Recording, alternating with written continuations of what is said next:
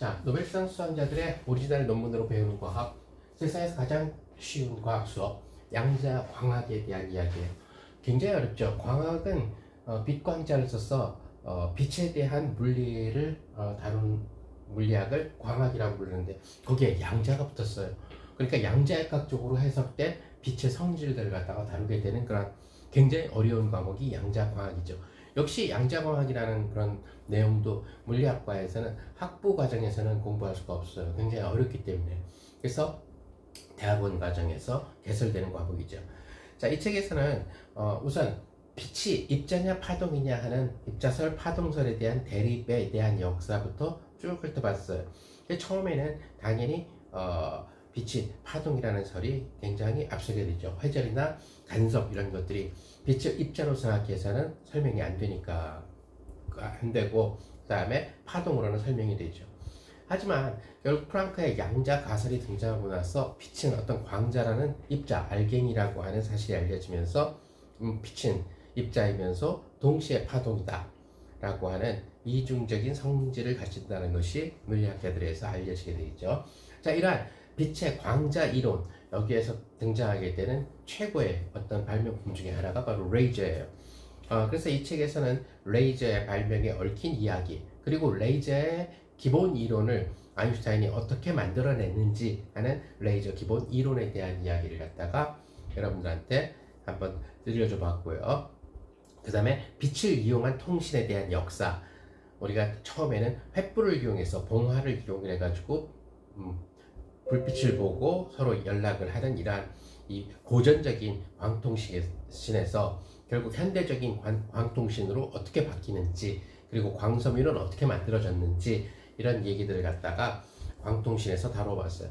그리고 이 책의 이제 중간 부분서부터는 양자광학, 즉 빛이라고 하는 전자기파를 갖다가 어떻게 양자화 시킬 수 있느냐, 이런 부분들에 대해서 조금은 수학적인 그런 내용들이 좀 들어가 있어요. 그래서 아마도 맥스웰 방정식을 조금은 알아야 돼서 제가 이 시리즈에서 맨 첫 권에 썼던 아인슈타인 특상대성 이론의 이 맥스웰 방정식을 아주 재밌게 좀 고등학교 수학 정도로 이해할 수 있게 써봤거든요. 그 책을 읽어보고 참조를 하면은 여기에는 빛이라고 하는 전자기파를 어떻게 양자화시키는가 하는 양자광학 부분, 그 다음에 거기에서 이어서 나가서 라비 진동이라든가 또는 결국 이 결맞는 상태, 즉 최소 불확정성 원리를 만족하게 되는 광자들의 상태, 즉 결맞는 상태를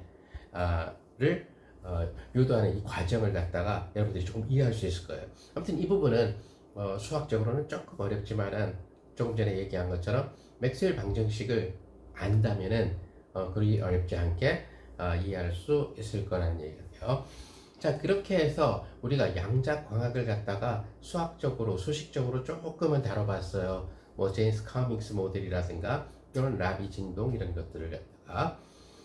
자, 그리고 나서 이제 우리는 양자광학에서 그 처리되는 어떤 빛을 우리 양자광이라고 얘기하게 되는데, 이 양자광이 이 우리 지금 생활을 어떻게 변화시켰는가, 이런 그 부분들을 다루게 되죠. 그래서 최첨단 광학에 대한 이야기로서 우리는 광학 핀셋에 대한 이야기, 그래서 고도로 집중된 레이저 빔을 갖다가 이용을 해가지고 나노 입자를 붙잡아서 이동시킬 수 있는 이런 첨단 그 광학 기술이 되겠죠. 자, 이것을 통해서 과학자들은 담배 모자이크 바이러스나 또는 대장균 박테리아 같은 경우를 갖다가 붙잡는데 성공했고요. 그 다음에 레이저를 이용해서 극저온, 즉 다시 말해서 절대 0도에 가까운 온도로 냉각시키는 방법들이 개발이 돼서 이걸로 또 많은 물리학자들이 노벨 물리학상을 받았고요. 그 다음에 소위 얘기하는 메타물질, 즉 다시 말해서 빛이 이렇게 휘어져서 피해가는 그런 성질 중에서 투명 망토와 같은 이러한 소설 속에서나 등장할 수 있었던 그러한 그 투명 물질을 갖다가 만드는 데 성공을 했고요. 그 다음에 양자역학적인 광, 즉 양자광의 대표적인 프로퍼티 성질 중에 하나가 바로 반응집성이에요.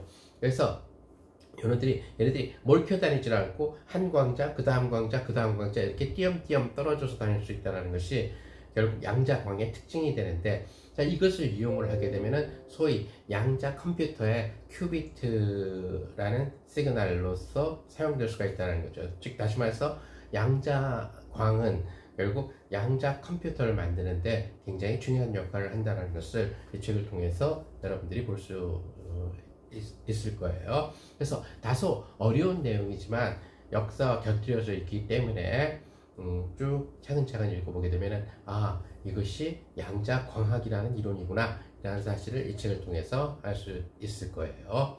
감사합니다.